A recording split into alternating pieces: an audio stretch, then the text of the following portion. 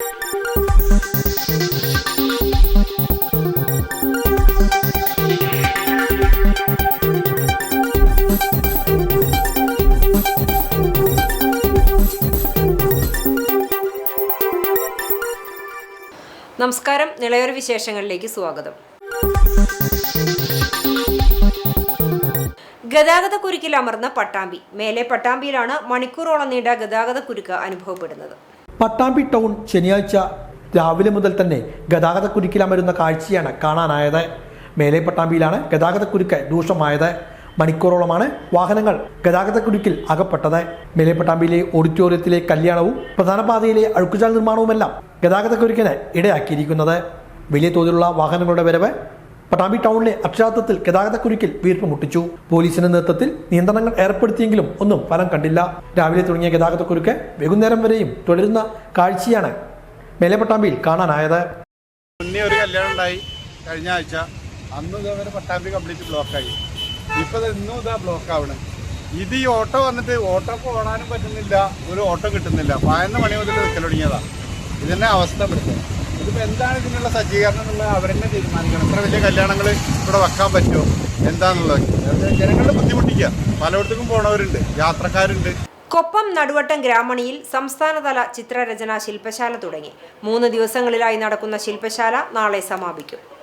കലയെയും കലാകാരന്മാരെയും സാധാരണ ജനങ്ങൾക്ക് അടുത്ത് പരിചയപ്പെടുത്തുക എന്ന ലക്ഷ്യത്തോടെ തിരുവേഗപ്പുറ നടുവട്ടം ആസ്ഥാനമായി പ്രവർത്തിക്കുന്ന ഗ്രാമീണ സാംസ്കാരിക കേന്ദ്രത്തിലാണ് സംസ്ഥാനതല ചിത്രകലാ ക്യാമ്പ് ആരംഭിച്ചിരിക്കുന്നത്. 3 ദിവസങ്ങളിലായാണ് ക്യാമ്പ് ഒരുക്കിയിരിക്കുന്നത്. ലളിതകലാ അക്കാദമി പുരസ്കാര ജേതാക്കൾ ഉൾപ്പെടെയുള്ള കേരളത്തിലെ പ്രഗത്ഭരായ 10 ചിത്രകാരന്മാരാണ് ക്യാമ്പിൽ പങ്കെടുക്കുന്നത്.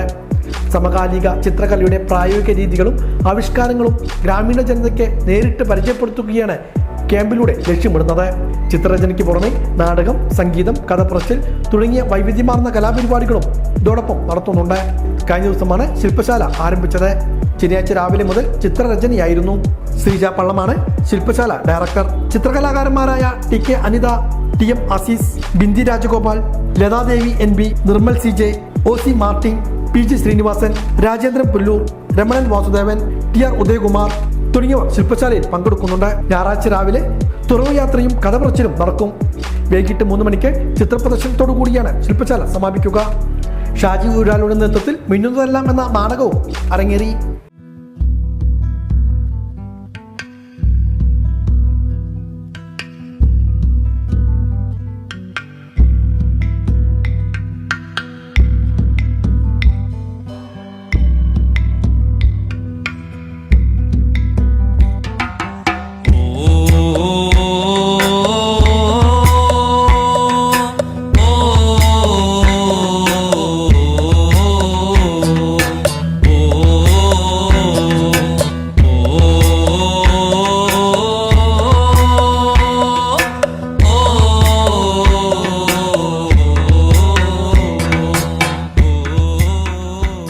ക്ഷേത്ര ഫണ്ട് ക്ഷേത്രത്തിന്റെ വികസനത്തിനും നാടിന്റെ നന്മയ്ക്കുമായി വിനിയോഗിക്കണമെന്ന് മന്ത്രി K മുരളീധരൻ പറഞ്ഞു.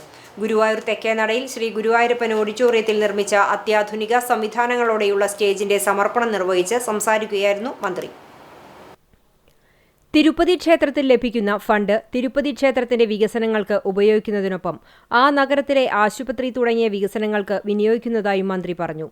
ഗുരുവായൂരിൽ മാസ്റ്റർ പ്ലാൻ അനുസരിച്ച് ഭൂമി ഏറ്റെടുത്ത് വികസനങ്ങൾ നടപ്പിലാക്കും. പലപ്പോഴും ഭൂമി ഏറ്റെടുത്തിട്ടുണ്ടെങ്കിലും ഉദ്ദേശിച്ച കാര്യമല്ല നടന്നിട്ടുള്ളതെന്നും മന്ത്രി പറഞ്ഞു. ഗുരുവായൂരിലെ ആശുപത്രി സൗകര്യങ്ങൾ വർദ്ധിപ്പിക്കും. സർക്കാർ ആശുപത്രിയുടെ സൗകര്യങ്ങൾ വിപുലീകരിക്കും. ദേവസ്വത്തിൽ ഒഴിവു വരുന്ന 3 ഭരണസമിതി അംഗങ്ങളെ സെപ്റ്റംബർ 2ാമത്തെ ആഴ്ചയോടെ നിയമിക്കും. അഡ്മിനിസ്ട്രേറ്ററുടെ ഒഴിവ് ഉടൻ നികത്തും. ഭക്തനാണെന്ന് പൂർണ്ണമായി തനിക്ക് വിശ്വാസമുള്ള ആളെയാകും നിയമിക്കുക എന്നും മന്ത്രി പറഞ്ഞു.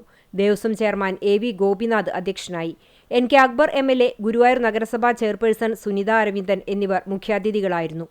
ദേവസ്വം ഭരണസമിതി അംഗങ്ങളായ തന്ത്രി Chennas Dineshan Namboothiripad, Mallisseri Parameswaran Namboothiripad, C Manoj, Manoj B Nair, KS Balagopal, MU Shinija, collector Shikha Surendran, stage വഴിപാടായി സമർപ്പിച്ച തമിഴ്നാട് കുംഭകോണം ഗുരുവായൂരപ്പ ഭക്ത സേവാ സംഘത്തിന്റെ പ്രതിനിധി മണി രവിചന്ദ് തുടങ്ങിയവർ സംസാരിച്ചു. 45 ലക്ഷം രൂപ ചെലവിലാണ് സ്റ്റേജ് നിർമ്മിച്ചിട്ടുള്ളത്. എല്ലാ വർഷവും ആഗസ്റ്റ് 8-ന് കുംഭകോണം ഗുരുവായൂരപ്പ ഭക്തസേവാ സംഘം ഗുരുവായൂർ ക്ഷേത്രത്തിൽ ലക്ഷങ്ങളുടെ വഴിപാട് സമർപ്പണം നടത്താറുണ്ട്. പൂർവ്വ വിദ്യാർത്ഥികളുടെ മഹാസംഗമത്തിനൊരുങ്ങി ശ്രീകൃഷ്ണ കലാലയം. ഹൃദയത്തിൽ ശ്രീകൃഷ്ണ 2.0 എന്ന പേരിൽ സംഘടിപ്പിക്കുന്ന പൂർവ്വ വിദ്യാർത്ഥികളുടെ മഹാസംഗമം അവിസ്മരണീയമാക്കുന്നതിനുള്ള ഒരുക്കങ്ങൾ പൂർത്തിയായി. ഞായർ, തിങ്കൾ ദിവസങ്ങളിലായി നടക്കുന്ന ഗുരുവായൂർ ശ്രീകൃഷ്ണ കോളേജിലെ പൂർവ്വ വിദ്യാർത്ഥി സംഗമത്തിൽ കോളേജ് സ്ഥാപിതമായ 1964 മുതൽ 2026 വരെയുള്ള പൂർവ്വ വിദ്യാർത്ഥികളാണ് ഒത്തുചേരുക. കോളേജ് അലുമിനി അസോസിയേഷന്റെ നേതൃത്വത്തിൽ സംഘടിപ്പിക്കുന്ന സംഗമത്തിൽ 2 ദിവസങ്ങളിലായി 15,000-ലേറെ പൂർവ്വ വിദ്യാർത്ഥികൾ പങ്കെടുക്കും. ഞായറാഴ്ച രാവിലെ 9 മണി മുതൽ സംഗമത്തിൽ പങ്കെടുക്കുന്ന പൂർവ്വ വിദ്യാർത്ഥികളുടെ രജിസ്ട്രേഷൻ ആരംഭിക്കും. ഓർമ്മകളുടെ വസന്തകാലത്തേക്ക് പൂർവ്വ വിദ്യാർത്ഥികളെ കൂട്ടിക്കൊണ്ടുപോകുന്ന സംഗമത്തിന്റെ ഭാഗമായി 2 ദിവസങ്ങളിൽ വിവിധ പരിപാടികളാണ് സംഘാടകർ ആസൂത്രണം ചെയ്തിട്ടുള്ളത്. പഴയ ക്ലാസ് മുറികളിൽ ഒത്തുചേരുന്ന back to class room, college union ആദ്യകാല ഭാരവാഹികളുടെ സംഗമമായ സാരഥ്യം, സംരംഭകരായ പൂർവ്വ വിദ്യാർത്ഥികളെ ആദരിക്കുന്ന ഉദ്യമഗാഥ, അധ്യാപകരെയും അനധ്യാപകരെയും ആദരിക്കുന്ന സ്നേഹാദരം, ഡി-സോൺ, ഇന്റർ-സോൺ, സൗത്ത് സോൺ കലാമേളകളിലെ പ്രതിഭകളുടെ സംഗമം മെമ്മോറിയ ഇൻ ആർത്തെ, കായിക താരങ്ങളുടെ സംഗമം മെമ്മറി ട്രാക്ക്, ലോകത്തിന്റെ വിവിധ കോണുകളിൽ നിന്നും എത്തുന്നവരെ അടയാളപ്പെടുത്തുന്ന ലോകത്തിൽ ശ്രീകൃഷ്ണ, പൂർവ്വ വിദ്യാർത്ഥികളുടെ പഴയ കാലവും പുതിയ കാലവും അടയാളപ്പെടുത്തുന്ന ഓൾഡ് ആൻഡ് നൗ ഓർമ്മവാൾ, പഠന കാലയളവിൽ തങ്ങളുടെ ജീവിത പങ്കാളികളെ കണ്ടെത്തിയവരെ അടയാളപ്പെടുത്തുന്ന കപ്പിൾ വാൾ, കോളേജിലെ സുഹൃത്തുക്കൾക്ക് തങ്ങളുടെ കലാഭിരുചികളെ അവതരിപ്പിക്കാവുന്ന വിധം വേദികൾ സജ്ജമാക്കി പാടാം നമുക്ക് പാടാം, ഗൃഹാതുരത ഉണർത്തുന്ന കലാലയ പരിസരങ്ങളിലേക്ക് മടങ്ങുന്ന എ ബാക്ക് ടു റിമംബർ എന്നിങ്ങനെ വിപുലമായ പരിപാടികളാണ് ഒരുക്കിയിട്ടുള്ളത്. കോളേജ് പൂർവ്വ വിദ്യാർത്ഥിയും സംസ്ഥാന ഗതാഗത വകുപ്പ് മന്ത്രിയുമായ CP ജോൺ, പൂർവ്വ വിദ്യാർത്ഥികളായ Kaipamangalam MLA KK Valsaraj, Tharoor MLA PP Sumod, Thrithala MLA VT Balram, സംസ്ഥാന SC/ST കമ്മീഷൻ അംഗം TK Vasu, Kerala bank Thrissur regional board director M Balaji, പ്രശസ്ത ഗാനരചയിതാക്കളായ റഫീഖ് അഹമ്മദ്, BK ഹരിനാരായണൻ, പ്രശസ്ത സിനിമാ കലാ സംവിധായകനായ അജയൻ ചാലിശ്ശേരി എന്നിവർക്കൊപ്പം മുൻ വിദ്യാഭ്യാസ വകുപ്പ് മന്ത്രിയും മണലൂർ MLAയുമായ professor C Raveendranath, Guruvayur Devaswom chairman AV Gopinath തുടങ്ങിയവർ പൂർവ്വ വിദ്യാർത്ഥി സംഗമത്തിൽ പങ്കെടുക്കും.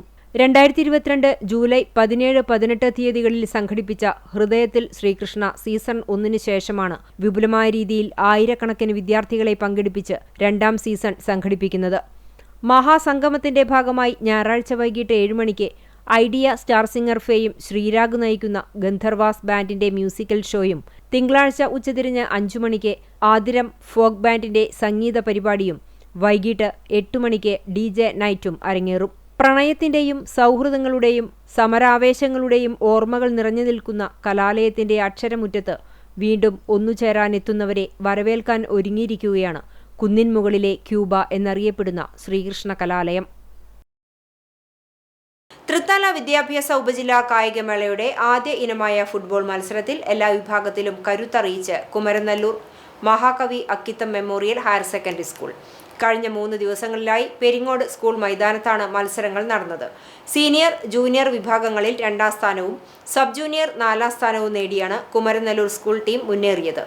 സ്കൂൾ കായികാധ്യാപകൻ സനിൽ, ഫുട്ബോൾ പരിശീലകരായ സഞ്ജു, അപ്പു എന്നിവരുടെ നേതൃത്വത്തിൽ നടന്ന ഫുട്ബോൾ ക്യാമ്പിൽ കായിക പ്രേമികളായ നാട്ടുകാരുടെയും വിവിധ ക്ലബ്ബുകളുടെയും സഹായ പരിശീലന സമയങ്ങളിൽ ലഭിച്ചിരുന്നു. തൃത്താല AEO K പ്രസാദ് കുട്ടികളെ അനുമോദിച്ചു. തൃത്താല ഉപജില്ലയിലെ മികച്ച ലിറ്റിൽ കൈറ്റ്സ് യൂണിറ്റായി Chalissery government higher secondary school തെരഞ്ഞെടുക്കപ്പെട്ടു.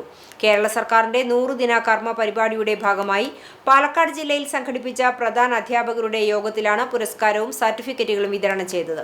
ഡിജിറ്റൽ വിദ്യാഭ്യാസത്തിലും സാങ്കേതികവിദ്യ അധിഷ്ഠിത പഠന പ്രവർത്തനങ്ങളിലും മികവ് പുലർത്തിയതിനാണ് അംഗീകാരം.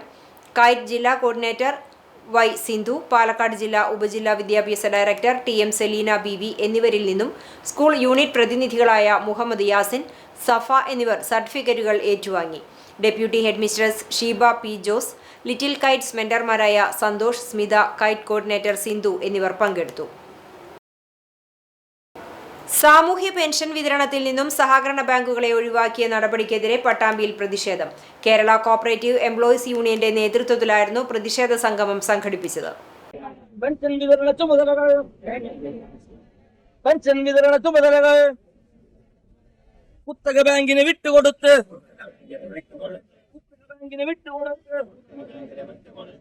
കേരളത്തിൽ കഴിഞ്ഞ 10 വർഷമായി കാര്യക്ഷമമായി സാമൂഹ്യക്ഷേമ പെൻഷൻ വിതരണം ചെയ്തു വന്നിരുന്ന സഹകരണ സംഘങ്ങളെ പെൻഷൻ വിതരണത്തിൽ നിന്നും ഒഴിവാക്കിയ UDF സർക്കാർ നടപടിക്കെതിരെയാണ് KCEU പട്ടാമ്പി ഏരിയ കമ്മിറ്റിയുടെ നേതൃത്വത്തിൽ മേലെ പട്ടാമ്പിയിൽ പ്രതിഷേധ സംഗമം സംഘടിപ്പിച്ചത്.